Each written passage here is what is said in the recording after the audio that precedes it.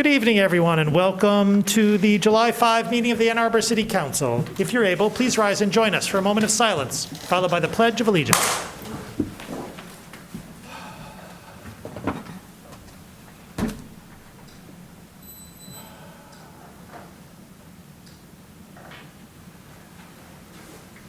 I pledge allegiance to the flag of the United States of America and to the republic for which it stands, one nation, indivisible, with liberty and justice for all.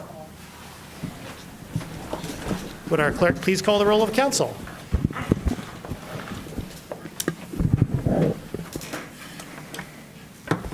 Councilmember Hayner? Here. Councilmember Dish? Here. Councilmember Griswold? Here. Councilmember Song? Here. Councilmember Grand? Absent? Councilmember Medina? Here. Mayor Taylor? Here. Councilmember Iyer? Here. Councilmember Nelson? Here. Councilmember Briggs? Here. Councilmember Ramlawi? Here. We have a quorum. May I have a motion, please, to approve the agenda? Moved by Councilmember Nelson, seconded by Councilmember Iyer. Discussion of the agenda. All in favor? Opposed? The agenda is approved. Do we have communications today from our city administrator? No, Mayor, we don't. We have today an introduction, a communication from the chair of our Independent Community Police Oversight Commission, Dr. Lisa Jackson. Dr. Jackson, you have the con. Good evening. For those of you who don't know me, my name is Lisa Jackson, and I'm the chair of Ann Arbor's Independent Community Police Oversight Commission. The Supreme Court's decision to not uphold protections for women's right to choose has shocked our community in ways that I never imagined I would see in my lifetime. The decision was disappointing for a number of reasons, but from a public safety perspective, making abortions harder to access has terrifying implications for the health of women. From increasing the rate of dangerous under-the-table operations to forcing women to stay in bad situations because they feel they have no other option, this decision is going to have downstream effects for generations to come. We need to come away from this with the understanding that when we say elections have consequences, we aren't just talking about consequences for ourselves, but also consequences for vulnerable populations who will, as a result, be left with only impossible decisions. Last Tuesday, our commission held a public forum at the farmers market where we were fortunate enough to be joined by County Prosecutor Ellie Savitt, who gave a valuable presentation of where abortion rights currently stand in both Washtenaw County and Michigan as a whole. And just to give a very quick summary, number one, as of the current moment, abortion is still legal in Michigan, and individuals with existing appointments or those who are seeking out services should not be deterred from pursuing them. Two, the county prosecutor has vowed not to prosecute anyone involved in the pursuit of abortion services in Washtenaw County, whether they are a patient, doctor, or other provider. Three, because Ann Arbor has been designated a zone of reproductive freedom, even in the event that abortion were to become illegal in the state of Michigan, any person who violated a law prohibiting abortion would be able to plead guilty at the district court and pay a $5 fine for a full and complete discharge of liability. Due to our country's rules against double jeopardy, this would also mean that such a person would not be able to be prosecuted under a much more harsh state statute. So while abortion is currently still legal, we can see how there are steps we can take now to protect women's right to choose here in Ann Arbor, even if state policy changes. As enforcement of a prohibition on abortion would ultimately come down to the police, our commission has looked into what other cities around the country are doing and found that there are also ways we can protect reproductive rights by changing police policy. One incredibly promising idea is to prevent the Ann Arbor Police Department from conducting, participating in, or collaborating on any investigation or arrest related to abortion. Some straightforward language might be, for example, no police officer or law enforcement official on behalf of the city of Ann Arbor or using resources or assets belonging to the city of Ann Arbor shall conduct any investigation, make any arrest, file any criminal charges, cooperate with any other officer, any other agent, agency, or department, or participate in any prosecution in which a person is accused of facilitating, providing, or receiving abortion services with the consent of the pregnant person. This is very similar in spirit to City Council's 2017 vow not to coordinate with Immigration and Customs Enforcement, ICE, and we are happy to forward this language to City Council. We suggest this because while the zone of reproductive freedom designation does offer a number of important protections, at the end of the day, the best way to keep innocent people out of the criminal legal system is to prevent them from being swept up into it in the first place. While the $5 fine imposed by the city would not be a huge burden for many people, Michigan law allows employers to ask if one has been convicted of a misdemeanor. And to have to explain a decision so private to an employer seems unthinkable. Equally alarming, we cannot take for granted, for example, that court records and other forms of data won't be mined to create lists of people who've had abortions that could then be used to target them or otherwise harass those individuals. We see companies setting up software to track apps on phones to sell reproductive data to law enforcement agencies as we speak. Taking things for granted is what got us here. Now we need to take back the power to control our own bodies. Thank you. Thank you. We now come to public comment reserve time. Public comment reserve time is an opportunity for members of the public to speak to council and the community about matters of municipal interest. To speak at public comment reserve time, one needs to have signed up in advance by contacting our city clerk. Speakers have 3 minutes in which to speak, so please pay close attention to the time. The time clock will notify you when 30 seconds are remaining and when your time has expired. When your time has expired, please conclude your remarks and cede the floor. Our first speaker today is Zachariah Farah.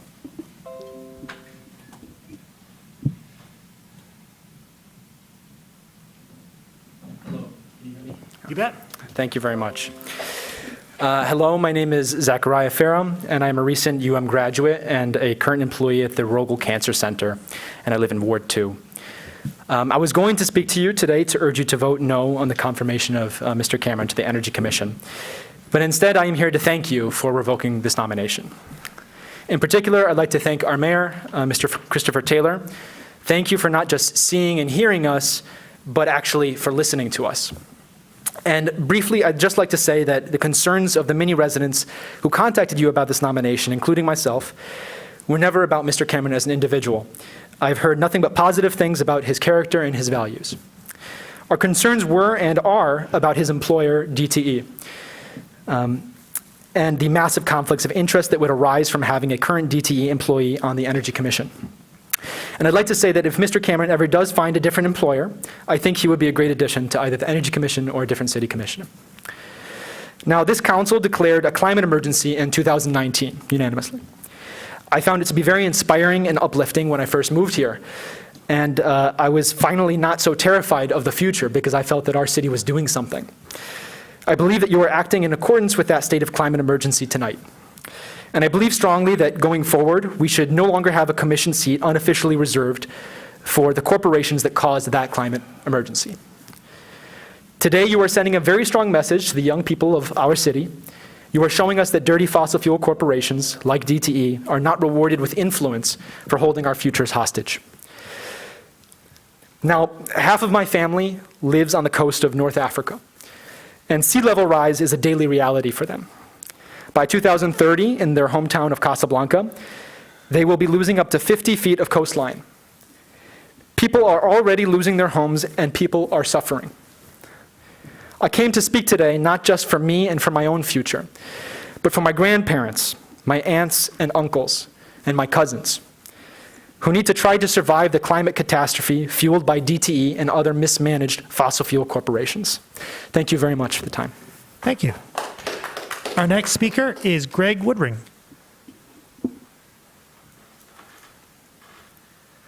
Thank you, Mayor Taylor and the rest of City Council. My name is Greg Woodring. I'm the president of Ann Arbor for Public Power. I'm also here to thank you for withdrawing the nomination of Knox Cameron to the Energy Commission. Now, as Zachariah has said, we have heard nothing but positive affirmations of Mr. Cameron's character and role in this community. Ann Arbor for Public Power stands firmly behind every employee of DTE. the people who make sure that our power stays on, that make sure that our utilities keep running, are vital members of our community and should be respected and appreciated. However, DTE, their management structure, their incentive structure, is a corrosive force on our politics, not just at the state, but at the national level. DTE, through its dark money, manages to massively corrupt our state climate policy. They set a cap on the amount of solar generation that we can have. They massively reduce the amount of money that is able to be made by selling power back to the grid. And they are actively lobbying to be able to put a new fee on any homeowner who has rooftop solar, estimated to be about $100 per month. When you have a company providing a vital resource with absolutely no competition, you are necessarily going to create a perverse structure where profit becomes the point rather than the service that they provide. A public utility solves this problem. Ann Arbor for Public Power is here fighting for a municipal-owned utility because we believe that the solution to climate change is not to simply give in to the power structures that be, but rather to radically transform them.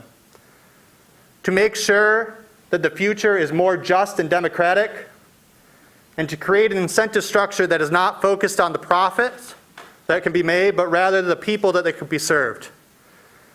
With a municipal utility, we can reach our climate goals, we can reach 100% renewable power, and we can do it here in a way that allows us to use our privilege to pave that pathway, to make it easier for other communities across the state to do the same, and to put a point of leverage that communities will now have to force concessions out of DTE that otherwise would be impossible. We need to be brave enough to take on the worst actors on climate, and I applaud you today for taking a bold step in that direction, and I hope that you will join us as we continue to walk in that direction. Thank you so much for your time. Thank you. Our next speaker is Mojan Savabaya Safani. Hello, Ann Arbor. It's good to hear some young people speak against corporation and corporation power in this town. But make no mistake, you guys, this bunch has nothing to do with anti-corporation. They serve their campaign contributors, and the only people they serve is campaign contributors. For 20 years I've watched them. They've done nothing worth commenting on. They've done nothing to contain even the Gelman dioxin contamination. They are not about clean environment. You can be sure of that. They have done nothing for workers of Ann Arbor. Ann Arbor workers do not have $15 minimum wage. A handful of city staff may have a little bit, but not all workers in Ann Arbor. So make no mistake, this bunch here, these people who call themselves supposedly progressive, they are a far cry from being progressive. They are a shameful bunch who have stood by their campaign contributors, and they have done nothing worth commenting on for the people of Ann Arbor.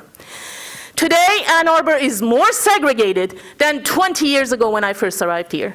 Today, Ann Arbor is more polluted than 20 years ago when I arrived in Ann Arbor. This fiasco has been accomplished by this bunch of buffoons who are sitting here and call themselves progressive. Shame on you. Shame on you. They're not progressives, and they're not for public, and they serve their campaign contributors. Make a note of that. Remember that, you young people in the back, and I am all with you. Anti-corporation, yes. But make no mistake, this bunch is not anti-corporation. They are not progressives. They have let down every Ann Arborite for the past 20 years that I know of. They keep talking about affordable housing. Where is that affordable housing?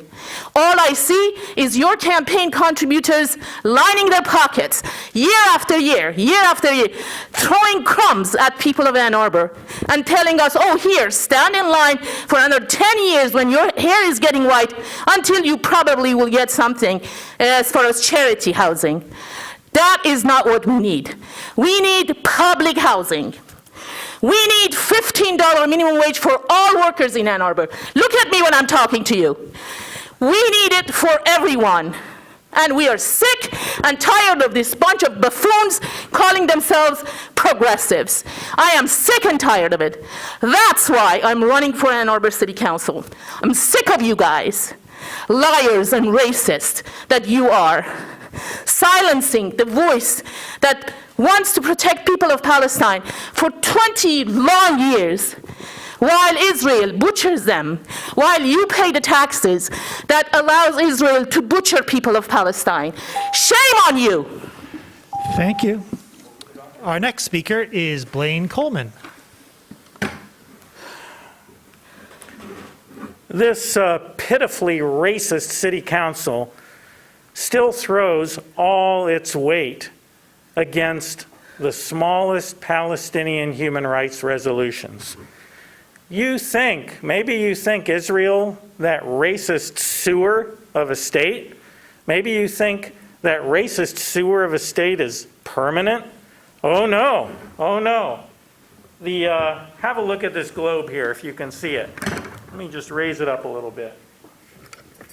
Africa, most of the African continent, around the time that Councilmember Griswold was born, was owned by white colonial racist killers.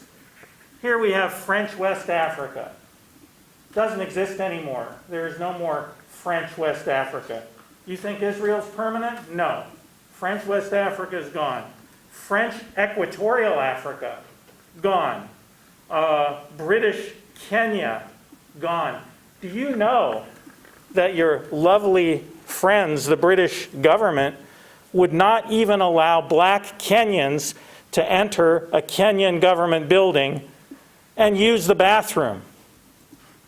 This is the kind of savage, racist bastards that were thrown out of power all across the African continent. We look a little bit over to the east. There is French Indochina. Where is French Indochina? It's Vietnam now. There is no more French Indochina. There is no more Italian Somaliland. There is no more Belgian Congo, where a Holocaust killed 10 million Congolese. There is no more of these white racist colonies, and there will be no more apartheid state of Israel either. You better get on the right side, not on the white supremacist side of Israel. While the rats are fleeing the sinking ship in Israel, don't try to climb on board with Israel. While the rats are fleeing that sinking ship, don't try to climb on board. Don't be on the white supremacist side of history.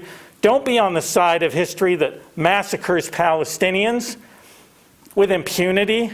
Don't be on the side of history that murders journalists like Shireen Abu Akleh. Don't be on that side of history, the wrong side, the racist side. Get on the right side for Palestinian liberation. This racist dog of a city council, will you learn new tricks? Never. They're committed to their racism. Shame on you. Thank you. But we won't be silenced. You remember that. Our next speaker is Judith Hart. Can I take my mask off? I'm afraid not, please. Okay. Thank you. My name is Judy Renfrew Hart. I live in Ann Arbor on Clegg, and it has come to our attention that they are no longer letting RVs park at Pioneer parking lot. And I live in that neighborhood. I know a lot of people who live in that neighborhood too. And we're very concerned, we were talking about it, about having RVs anywhere near that residential area parking, staying overnight on people's lawns, you know, the exhaust, the parties. It's really concerning. So I would hope that the city, the U of M, would get together and at least find a plan for these people before we get to the first game. Ann Arbor Public Schools said they notified the people, but I don't know that that's all the people. If they show up with their RVs, are we going to have a problem where, you know, they start parking? And literally, you can't get through Snyder with 2 cars there, let alone an RV. It's really bad. It's like going through a tunnel, and it's, anyway. I also have another concern. I was made aware that there's a corridor between Pauline and Liberty on West Stadium that you're thinking of rezoning from commercial to multi-use. And I'm very concerned about that because I walk there every day. I bike there a lot. I use a lot of the stores there. I go to Happy Walk. I go to, Holidays, Arbor Farms, Ace Hardware, Stadium Hardware. And those are stores that, in the post office, I use all the time. And I don't want to have somebody come in and put in, first of all, really big structures that I think we need to have a lot of communication between the people in the neighborhoods around there because they walk there, they bike there. There's a lot of seniors who get their food there. And I don't want to lose those. And I understand that if you do rezone it, that the people that have existing structures like Holidays or Ace Hardware, that if they change anything, they have to go up like 2 stories. And that's a huge financial burden on those people. And they're all pretty much family-owned. And they're fabulous if you haven't been to any of those places. They're very near and dear to the people in Ann Arbor. So I really wish that you would look at that too and get rid of, grandfather them. They can use their land however they need to, but don't make them do stuff that would be financially a burden. And then they'd be pushed way out past Wagner where it's different zoning, different regulations. And I don't want that to happen because I enjoy going there. And thank you. Thank you. Our next speaker is Carol Morlock. Good evening. My name is Carol Morlock, and I live at 1306 Prescott. I have lived at my current address in the Almendinger Heights neighborhood for 25 years. As you can imagine, I've seen a lot of change within Ann Arbor during these years. As a homeowner close to the University of Michigan football stadium, I have also seen a lot of growth. I'm here this evening because I'm concerned with where the RVs may be parking since Ann Arbor Public Schools is no longer choosing to park RVs overnight on school property. Over the years, I've seen an increase in activity related to U of M home games, more vehicles, more people, more partying, more fans coming to socialize but not to attend the game, and the addition of football under the lights for night games. And the addition of, recently I read that the University of Southern California and UCLA are joining the Big Ten, and in time, the addition of these popular football teams may very well bring even larger crowds. Parking an RV on residential lots and streets when the city is bulging during a home U of M game, I feel, simply adds another level of hazard to our community. Thus, as a safety measure, I'm asking that the council look to create an ordinance stating that RVs are not allowed to park on residential streets nor on residential property during home U of M football games. As you know, I sent a letter regarding this issue on July 1, and in that letter, I give further details to my reasoning. I thank you for your work and for your belief in this unique and wonderful city. Again, for the safety of all people, I hope you will create an ordinance stating RV parking on residential lots and streets is not allowed at any time, but particularly during or adjacent to a University of Michigan football game. Thank you. Thank you. Are there communications today from council? Councilmember Iyer. Thank you. I want to thank our 2 speakers from the 4th Ward, bringing those issues out into the public light.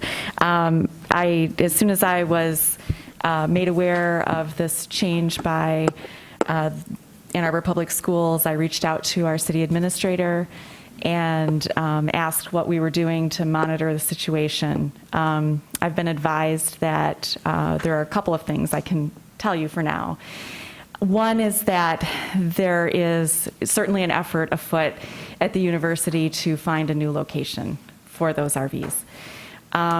The second is, I was speaking with both the city administrator and our fire chief about sort of the relative risk of having these RVs infiltrate the neighborhoods and try to set up shop there. And there is certainly a feeling that that's not going to be desirable for the owners of the RVs for a few reasons. One is that they seek a community where they can, set up shop and all tailgate together. Another is, depending on how they park, when they extend their canopy, it would either be out into the street, which they cannot do, or into somebody's lawn, which they also can, is not a good situation. And frankly, these RVs, most of them cost $100,000 or more, and they're probably not going to want to risk damage to their investments by doing that. But all of that said, the city of Ann Arbor treats game days as all hands on deck situations, and this particular situation is going to be monitored, just like all of our traffic issues and game day issues are monitored. And if it comes to pass that we need to look at this in terms of an ordinance, I will certainly be the first one to do that. So, thank you. Councilmember Dish. Thank you. I wanted to congratulate Stephen Gerhardt for winning the Deputy Clerk of the Year Award from the Michigan Association of Municipal Clerks.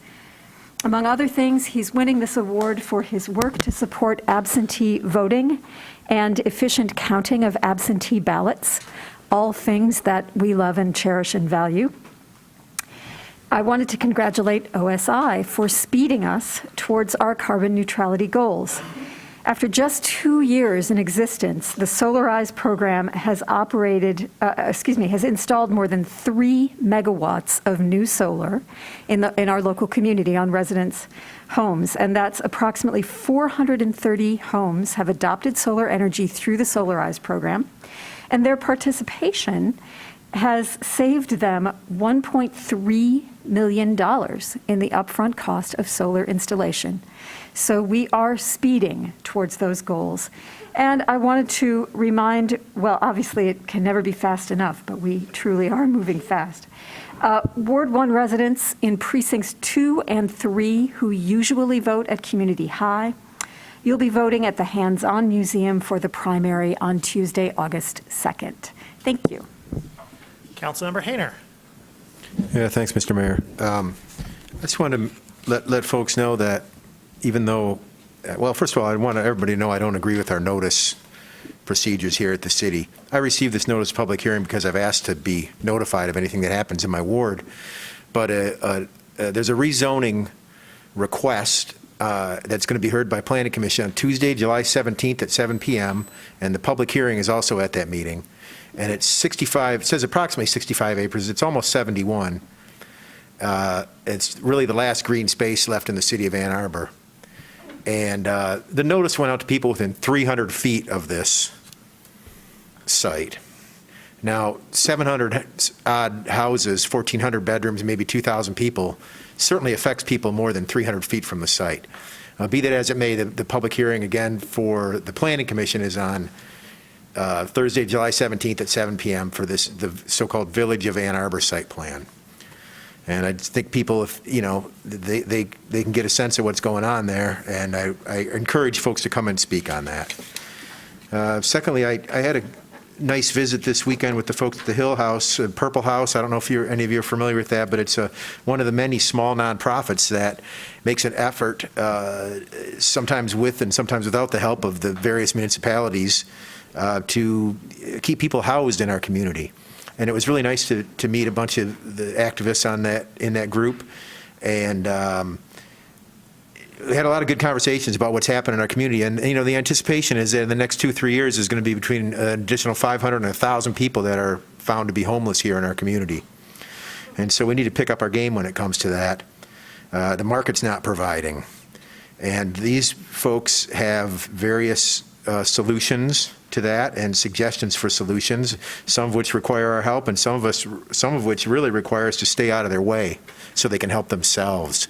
And I think that should be a sort of ordinal rule of government, that we do no harm first. Further communication from council. Councilmember Griswold. First, I'd like to welcome the new police officers who were sworn in last week. I just happened to be in council chambers and saw the reception that was happening, so welcome.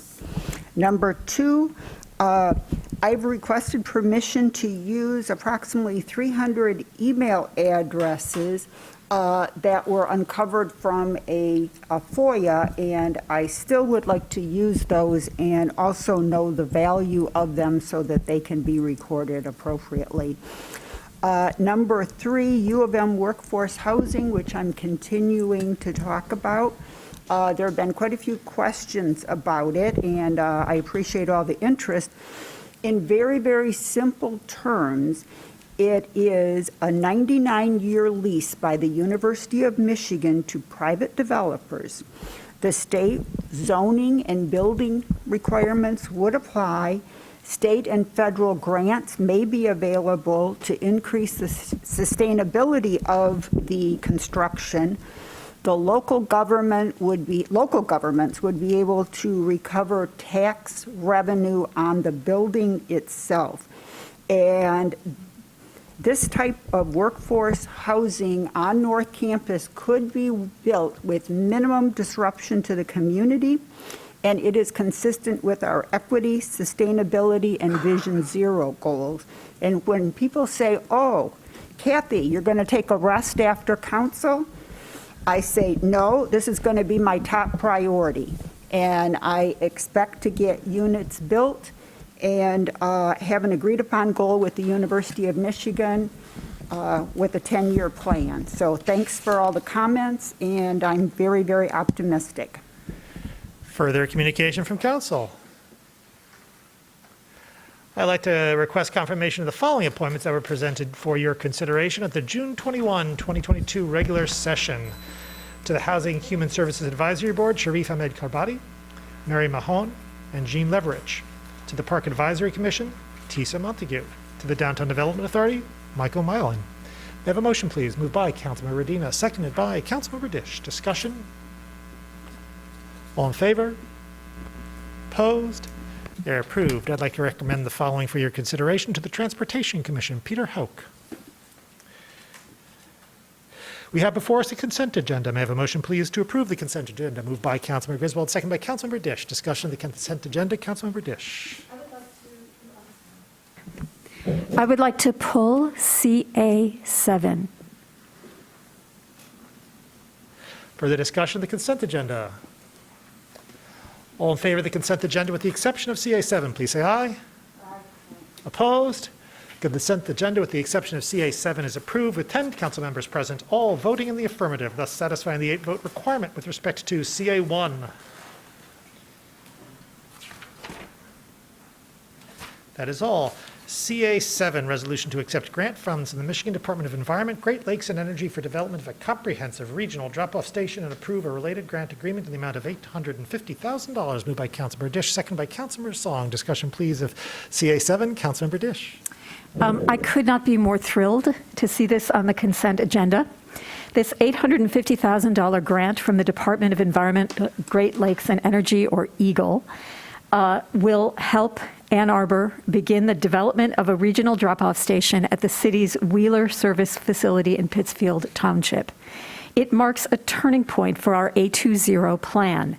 It is a great leap forward for Strategy 5 of that plan, which is to promote circular consumption in Ann Arbor by supporting reuse, repurposing, refurbishing, and making opportunities to participate in those kinds of activities rather than buying new, making them broadly available to all residents in and near the city. Strategy 5 and circular practices that extend the lifespan of manufactured goods are the hinge between the solid waste area of the city and the Office of Sustainability and Innovation. I've been working at this hinge point almost since I was elected, and you're going to be hearing a lot more about circularity because staff member Jenny Petoskey in the Solid Waste Division, Environmental Commission member John Callowart, Hannah Loftus from OSI, and a team of interns from SEAS and other programs are working through a different EAGLE program to help Ann Arbor inventory and develop circular alternatives to buying new.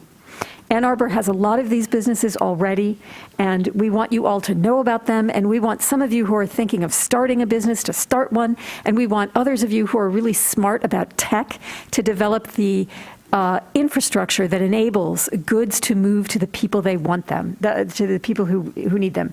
So you can find out lots more about the circular economy on the OSI website, where there is a link to circular economy.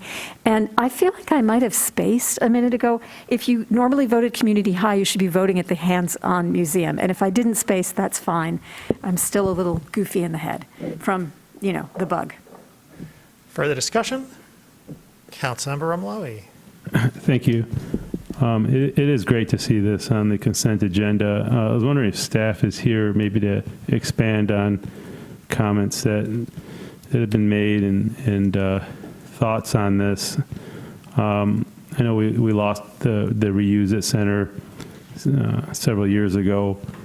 Councilmember Dish spoke well to the need for a circular economy and for us to reuse and reduce consumption, as the best form of carbon is what's in the ground currently. How this will help with programs or organizations or businesses to replace and increase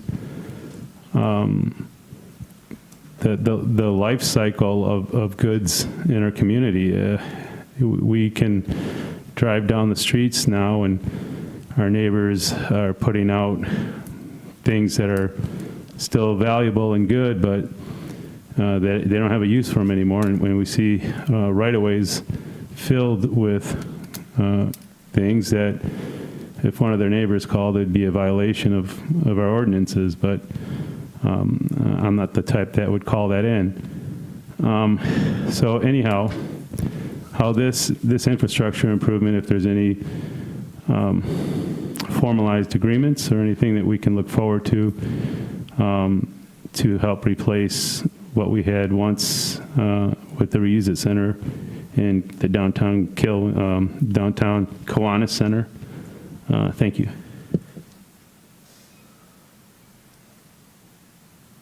Thank you. I'm actually a Public Works Manager. Councilmember Dish hit on a lot of important items that the drop-off center is going to benefit for our community and the region. As far as end markets, we're in discussions with our partners at Recycling Arbor in Washtenaw County. We're engaged with Pittsfield Township already about this site, but as part of all of that and as part of our public engagement that we plan to do this fall once we bring our design consultant on board, is to really look at what end markets we might have and what expanded the drop-off items we'll be able to accept for the new center. So we're very excited. We're just starting those conversations to determine how we can, really create a circular economy. Councilmember Briggs. Thanks for that additional information, and thanks for Councilmember Dish's introduction and enthusiasm about it. I certainly share it all. The only thing I wanted to sort of mention, and certainly not loop into here, I'm sure staff is already thinking about this, something that's been raised for me from residents is just, obviously the co-location of this facility makes a lot of sense, but the accessibility of it certainly is challenging, will be challenging for some, and just in terms of thinking about sort of equity and accessibility and all of that as we're moving forward. As we move forward with the design contract, just opportunities to think about if we have the ability for other locations, maybe we end up transporting, I'm sure it's being considered for large trucks, but maybe, other large dumpsters or things like that that are being moved from other locations in the city, if that is something that's possibly can be included in the design process. But thank you very much. Further discussion? Councilmember Griswold. Yeah, this is really great news, and I just want to acknowledge the tremendous work that's been done for many, many years by Kiwanis, by Share House, by the Ann Arbor Thrift Shop. And I used to volunteer at Kiwanis on a regular basis, and one of the things that we found out is we really need to offer pickup, and we need to meet the clients where they are. One example is having dumpsters on campus during move-out days, and then hand-picking and taking the good things and putting the rest of it in the dumpster. And so I want to be positive, but we need to do this right, and we need to be looking at multifamily households. We need to be looking at the DDA area. And the last thing that seems minor, but I usually take my items out to Zeeb Road, and I give a generous contribution when I do that, but it's really irritating to be told how much I have to give in Ann Arbor. So I hope we look at a way that we can accept donations rather than charge a flat fee. Thank you. Further discussion? All in favor? Opposed? It is approved.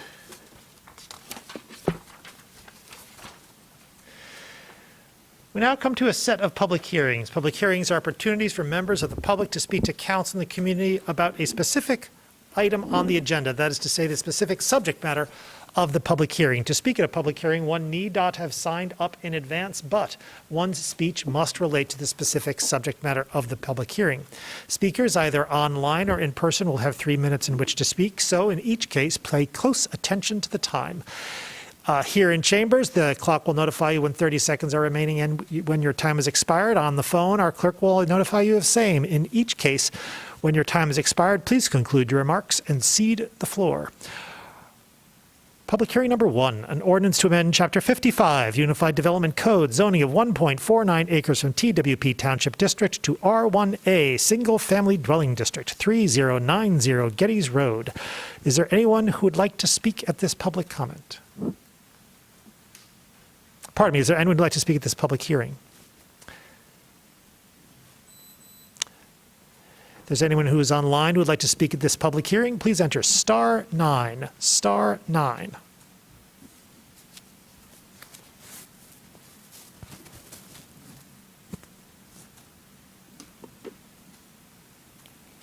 Mayor, I don't see anyone on the call for this hearing.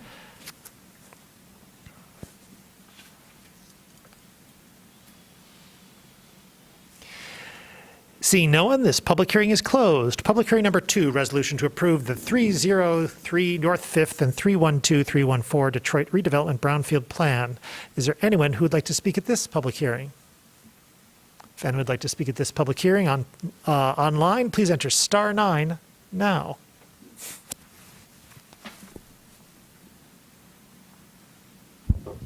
Mayor, I don't see anyone on the call for this hearing. Seeing no one, this public hearing is closed. We have before us the regular session meeting minute of June 21, 2022. May I have a motion, please, to approve these minutes? Moved by Councilmember Dish, second by Councilmember Song. Discussion of the minutes. All in favor? Opposed? The minutes are approved. B1, an ordinance to amend Chapter 55, Unified Development Code, zoning of 1.49 acres from TWP Township District to R1A Single Family Dwelling District, 3090 Gettys Road. Moved by Councilmember Griswold, seconded by Councilmember Dish. Discussion, please, of B1. All in favor? Opposed? It is approved. C1, an ordinance to amend tables 5.15-1 primary use table and 517-2 two-family residential zoning district dimensions of Chapter 55 of the Unified Development Code of Title 5 of the Code of the City of Ann Arbor. Moved by Councilmember Redina, seconded by Councilmember Amlawi. Discussion, please, of C1. Councilmember Dish. So these are 2 amendments to the UDC, one of which would allow religious assembly use as a primary use in M1, which is a limited industrial district. There already is a church operating in that district, and there's no reason why it shouldn't be there. And it would be better to have it a conforming use than a non-conforming, or rather illegal use. The second of these is exciting. It affects just over 1,400 lots that are currently zoned R2A in Ann Arbor. And the purpose of this change to the UDC is to enable R2A zoning to do what it was intended to do when it was introduced in 1963. The R2A district was created in 1963 to make possible what we call today gentle densification. The idea was to enable people to develop duplexes on lots that are similarly sized to single-family homes and often located alongside single-family homes.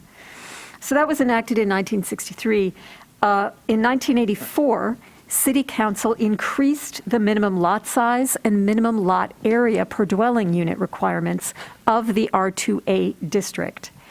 And these increases in minimum lot width and lot size effectively counteracted the rezoning. It effectively made it illegal to actually build a duplex on a lot that is zoned R2A. So these lots had been rezoned to invite greater density, and then greater density was uninvited by increasing the minimum size and minimum lot area requirements for such buildings. So those changes in 1984 made it so that more than 2/3 of these just over 1,400 lots could not legally accept a duplex project. The amendment corrects that. It will make it so that well over 2/3 of those 1,400 lots can now legally have a two-family dwelling. Councilmember Hayner. Thanks. I don't know if since this is from Mr. Delacourt's community service area, is he available for a couple questions or not? Mr. Mahoney?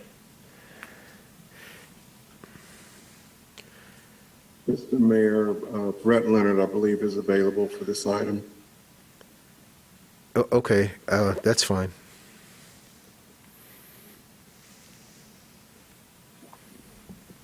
Mr. Leonard will be joining us now. Thank you.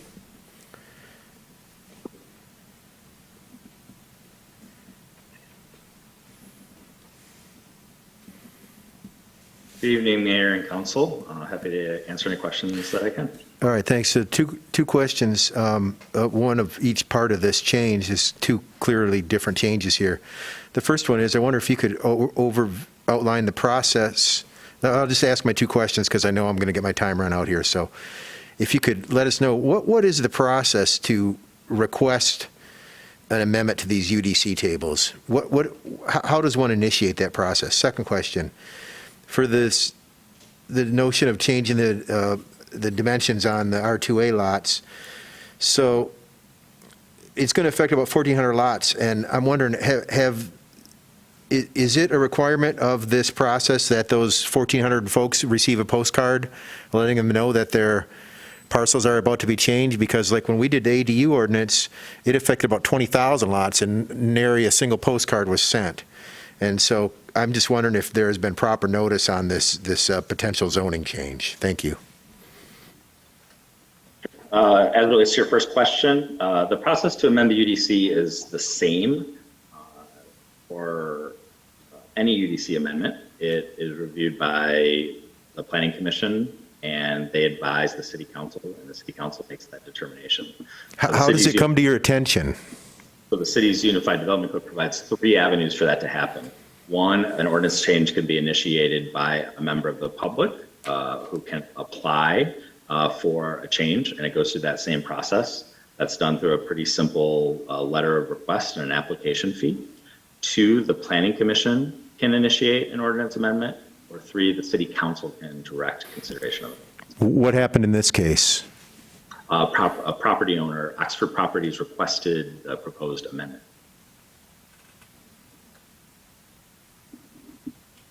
The second question regarding R2A lots.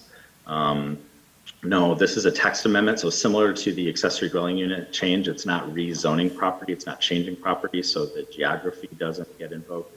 So this is noticed like another text amendment, like any text amendment would. We notify neighborhood associations, we publish it in the newspaper, and do the same for, publish it again for the city council public hearing if this proceeds to that level. Yeah, well, my follow-up comment would just be that that's insufficient notice. When we're changing people's ability to build houses or straight up change their zoning effectively, the effective zoning, I get a sense that doing this through text changes is a workaround of some sort, and I'm uncomfortable with that. Councilmember. Further discussion? Roll call vote, please, starting with me.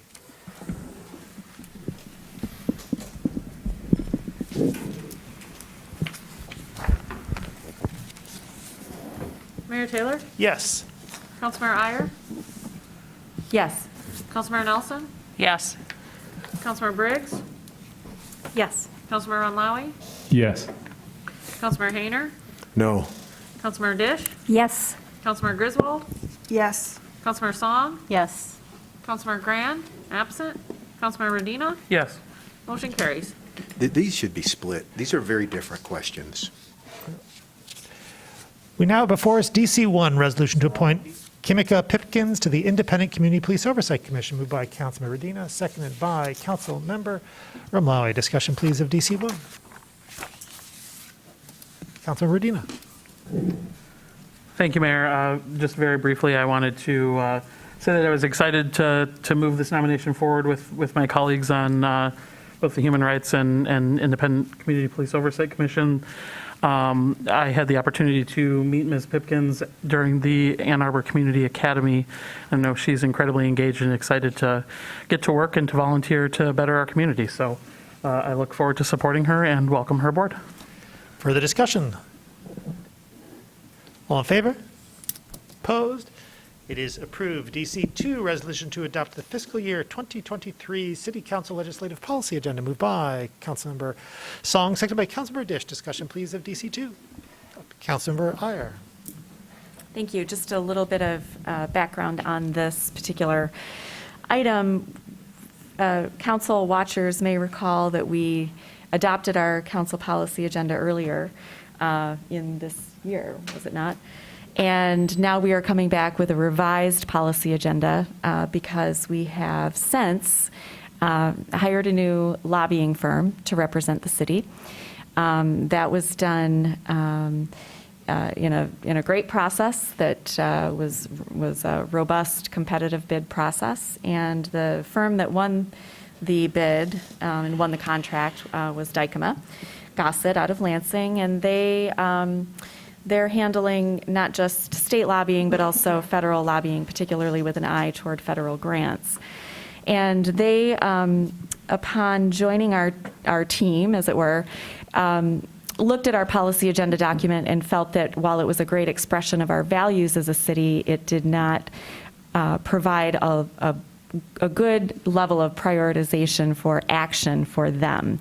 And so we worked back and forth with the team and determined which of our items were most likely to be acted on at the state and federal levels. And that is how we arrived at our prioritization. So in other words, they gave us a list of our, picked out items from our document and determined which ones were most likely to be acted on by this legislature. And then from there, we gave them priorities to work on. So when you look at this document now, it's not that these are our ultimate priorities per se, but they are our priorities in terms of what's most likely to be worked on. So I think that's important for everyone to understand just in terms of context. And I hope that everyone will see fit to approve this. Thank you. Further discussion? Councilmember Hayner. Thanks. I'm sorry I can't quote directly from this document, but it's not available to me as a council member online right now, the latest version, so I don't know what's going on with that. The one I read a couple days ago, I assume it's substantially the same. since I had a couple years on Policy Agenda Committee, this is quite a departure if you compare this to the previous policy agendas that we brought to this body. I guess my general overarching comment on this is that it is, like many things that we produce here, written in a way as to be so vague as to be subject to any type of interpretation that falls to the whim of this body. Folks out there in the community should know that there's a heavy emphasis on raising revenue.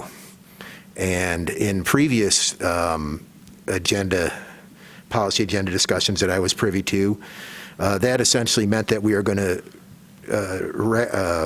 vigorously lobby to overturn Prop A and Headley, to uncap your property taxes and to uncap the value of your property, because there's nothing that folks like more than spending other people's money. And the heavy emphasis on raising revenue is one of many red flags in this document as far as I'm concerned, so I'll cast my vote against it because of the vague way in which it is written.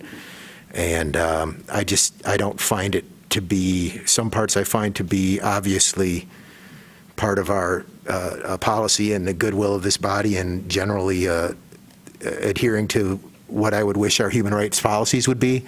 And other parts I find to be quite disturbing, including the commitment that your city's going to make to only using union labor in the future. And I certainly have nothing against the unions. I come from a union family, but I don't think it's up to us to pick winners and losers that way. And that is clearly stated in this policy, that we're only going to be providing, essentially providing contracts to union labor. And I think that's wrong.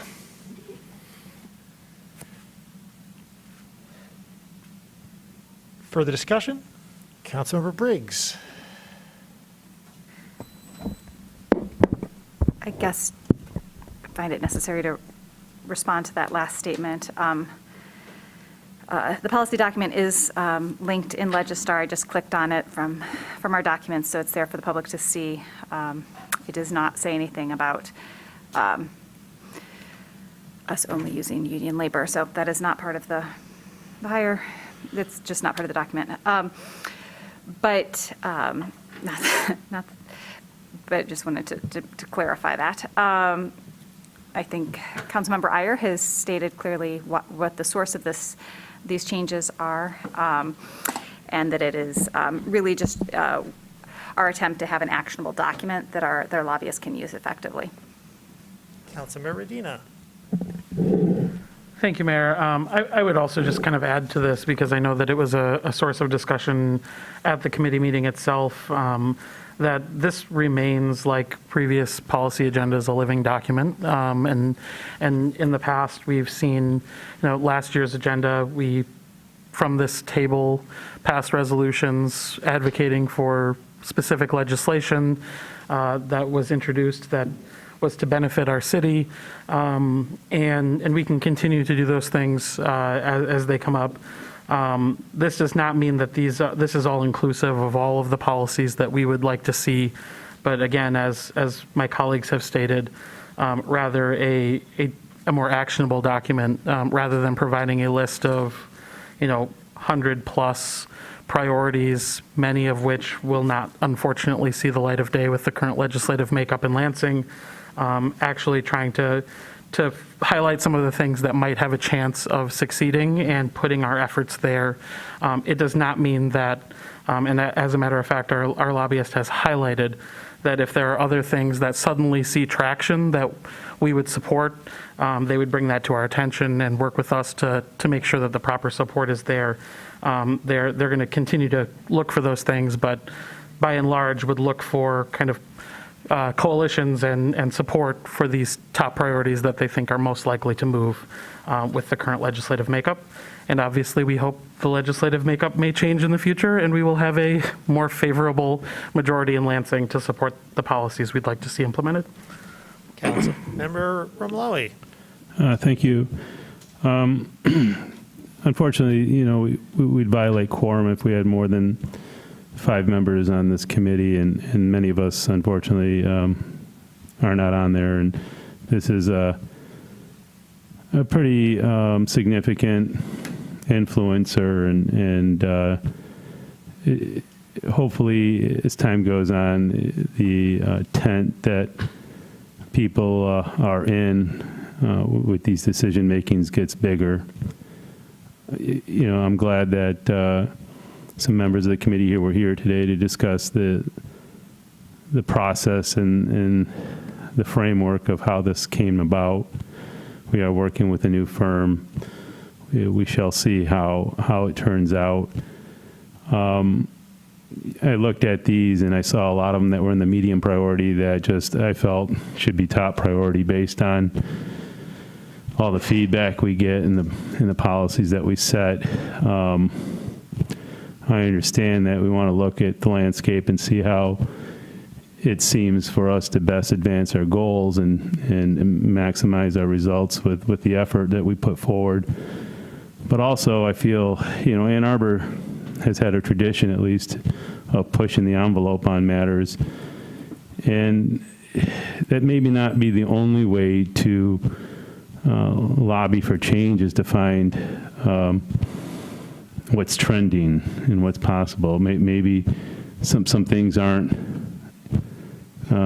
don't seem very likely, but issues that we should be strongly advocating for. So this is a really vague document that supplements this resolution. I guess I'll have to take a trip around the sun to see how this pans out, and hopefully that's going to be the case. Further discussion? Councilmember Song.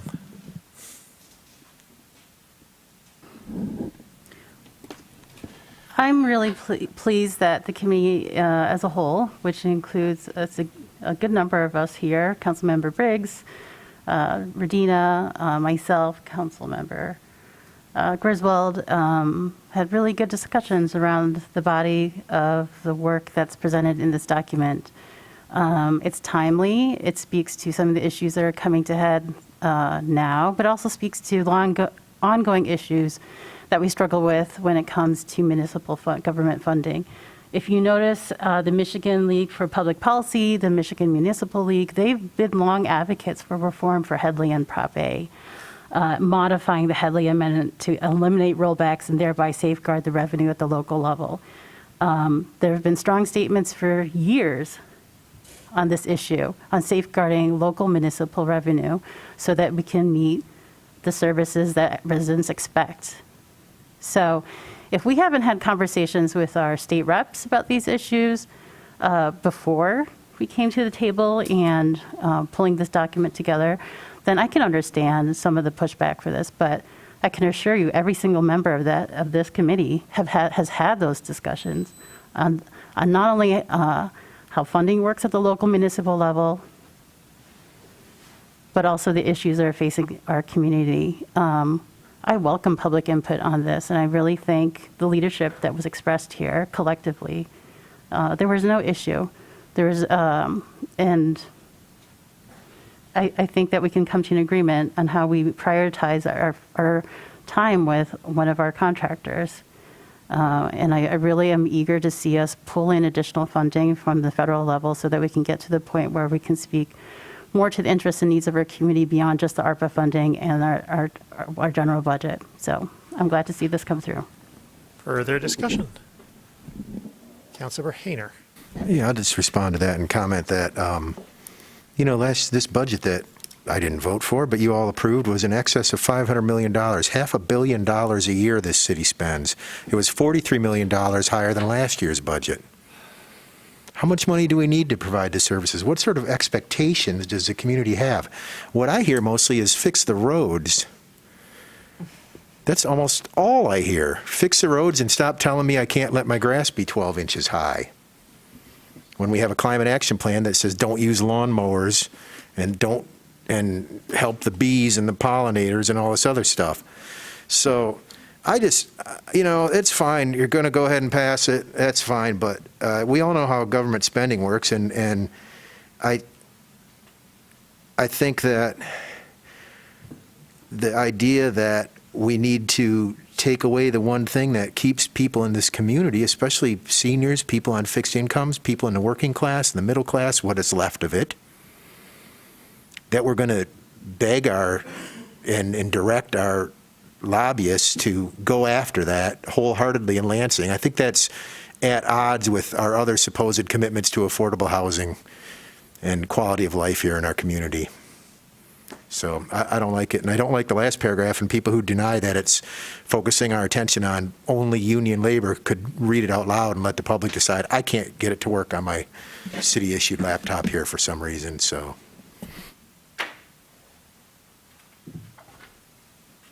Further discussion? Roll call vote, please, starting with me.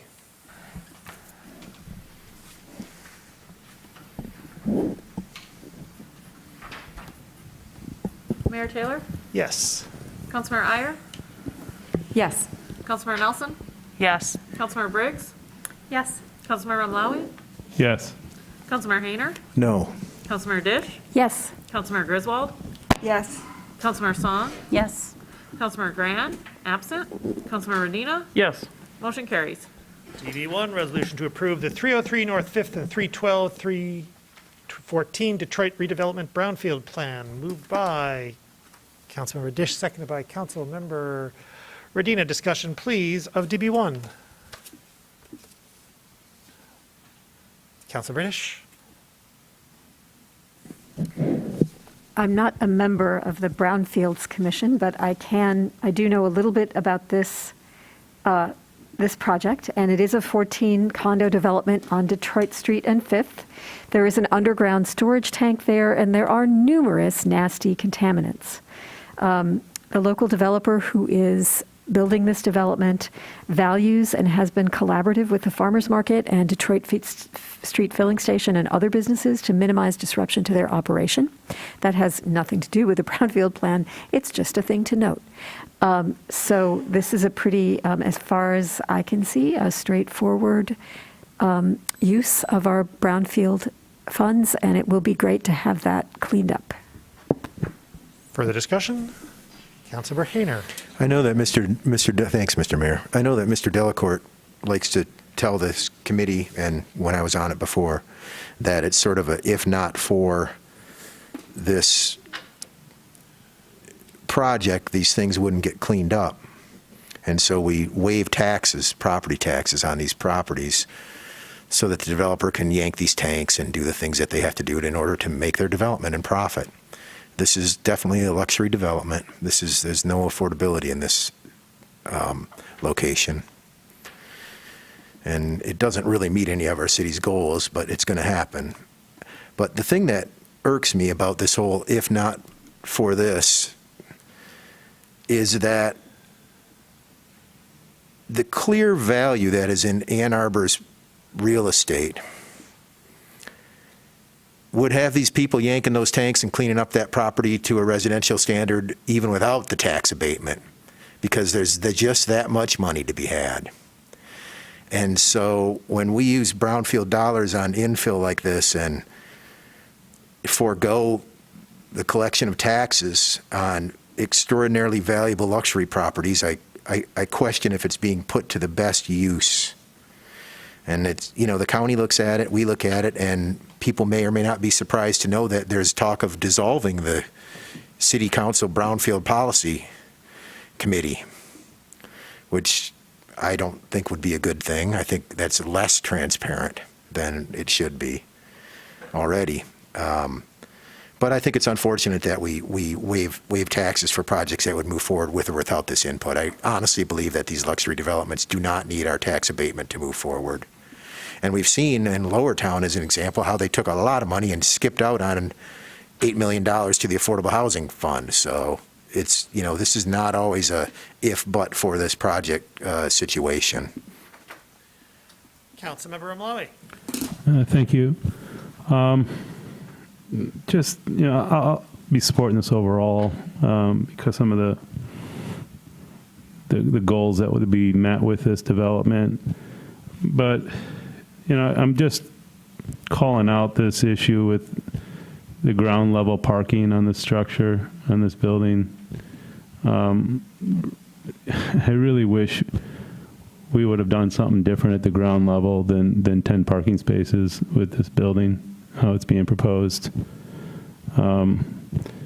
Seems to contradict a lot of other statements and votes and policies that this board puts out. Here we're putting, 10 parking spaces at ground level in a very, very attractive part of our community. Just disappointing. It's really disappointing that this is what's going to happen here with this development, but I'm just using this opportunity to voice that disappointment, and I'll move on. Councilmember Dish. I was noticing that Mr. Leonard is still on the line, and I wondered if he could explain why we approved the surface parking.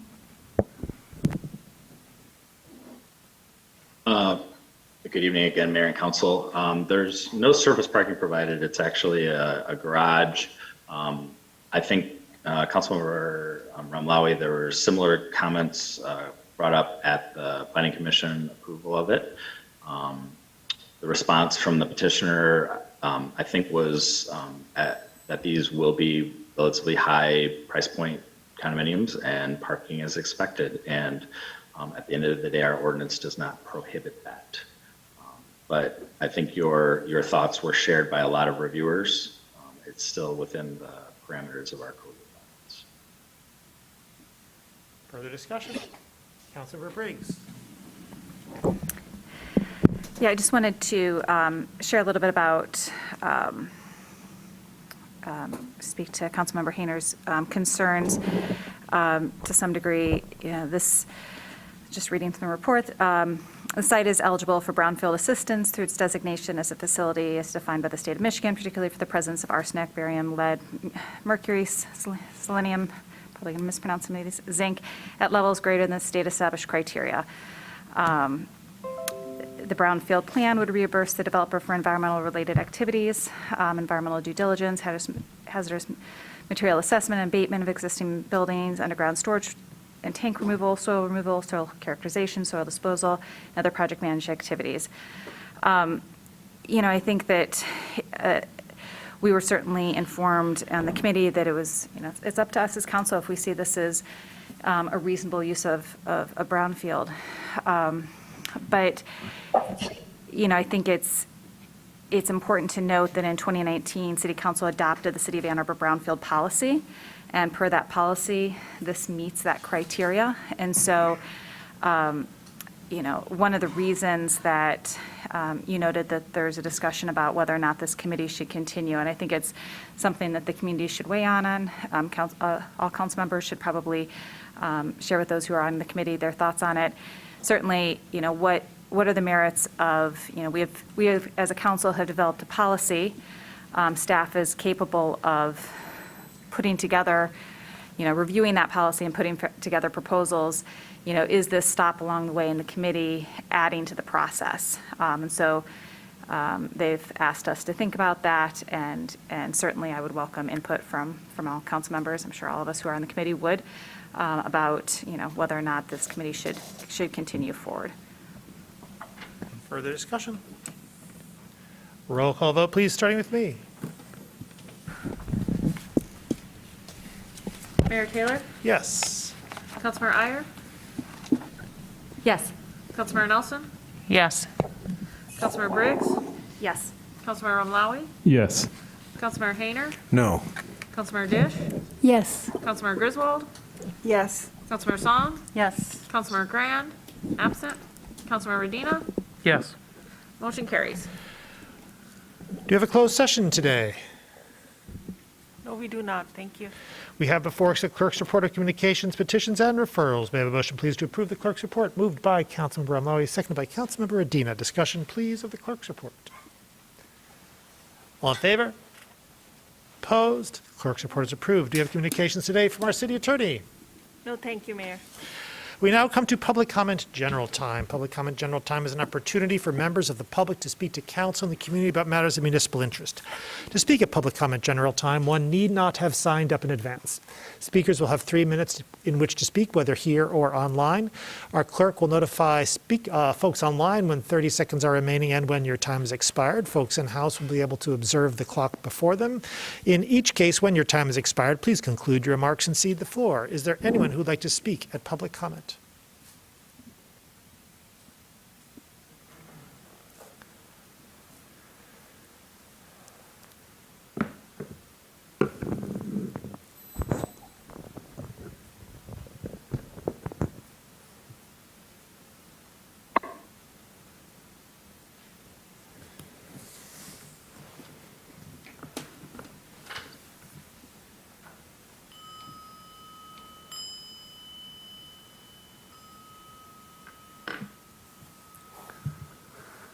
Knowing man and staying woman, be the riverbed of the world. Being the world's riverbed of eternal, unfailing power is to go back again to be newborn. Knowing light and staying dark, be a pattern to the world. Being the world's pattern of eternal, unearned power is go back again to boundlessness. Knowing glory and staying modest, be the valley of the world. Being the world's valley of eternal, inexhaustible power is to go back again to the natural. Natural wood is cut up and made into useful things. Wise souls are used to make into leaders. Just so, a great carving is done without cutting.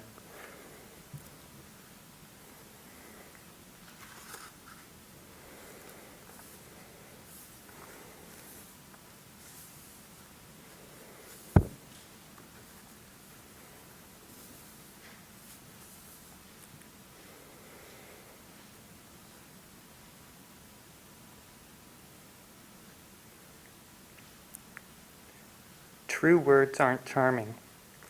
Charming words aren't true. Good people aren't contentious. Contentious people aren't good. People who know aren't learned. Learned people don't know. Wise souls don't hoard.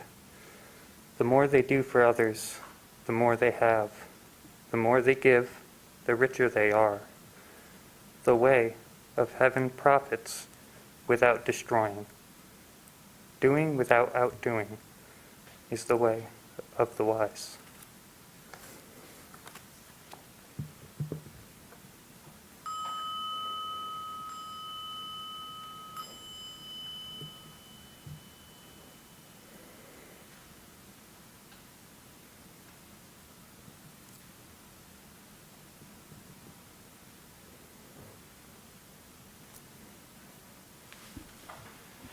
Thank you.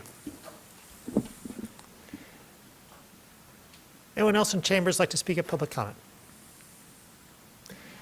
Is there anyone online who would like to speak at public comment? If so, please enter *9 now. Michelle Hughes, do you have a comment? Hi, yeah. So I'm real excited about these changes to the R2A, and so I hope that we'll end up seeing some of this gentle density. I hope it actually gets built. I'm a little disappointed that it's only going to bring 74% of existing lots into compliance. I don't know why we didn't go with 100%. I'd like to see us go. I'd like to see us change our rules to allow as much housing to be built as possible, and I'd like to see us have more duplexes and more dense housing, and I would, I've heard that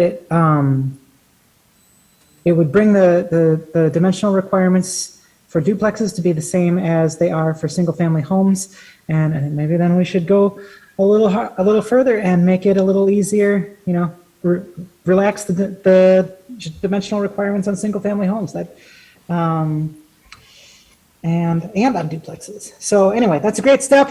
I'm real excited about it. That was the thing I was most excited about to see today. The other thing is talking about parking at the at that spot, the Detroit Street spot. I see that property is zoned D2, and I think it would be great if we could change the parking regulations so that D2 had a parking maximum of 0 parking. And I believe that's how it is for D1 right now. I'm not sure if I'm right about that, though. But if I'm not right about that, I should be. Parking maximums on D1 and D2 should be 0 parking. I'd like to see that in the future. But thank you, everyone. Great work. Thank you.